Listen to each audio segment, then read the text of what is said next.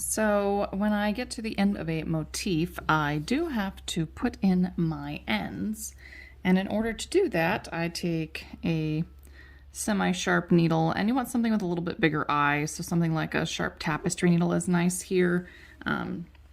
Sometimes a chenille needle will also work, and I also like to use these really cute little needle threaders from Kuriki Press, which we carry in the shop.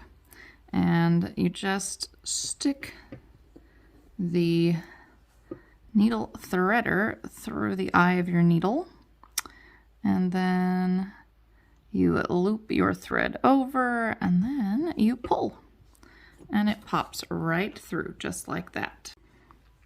And then you can just pull your tail through, grab your nice sharp needle, and because this is the center or the core thread of my chain, I am going to bring that through my ring down in here to secure it.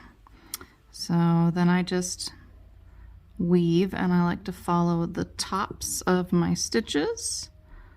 So one on each side, like so.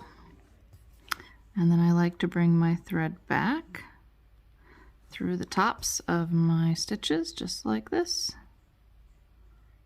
And we'll go through this one. I'll just be careful not to catch any threads from your other elements. It's always a little bit tough. Sometimes having a little pair of pliers can be helpful here. But I just weave it through the top, just like this. And then hold that tight, and let's see if I can show you from the back side, maybe. Hold this tight and trim it flush, but you don't want to cut any of your other pieces. So here's my needle and my needle threader and my tail. I'm just gonna hook that here, and then carefully pull that hook back through the eye of my needle.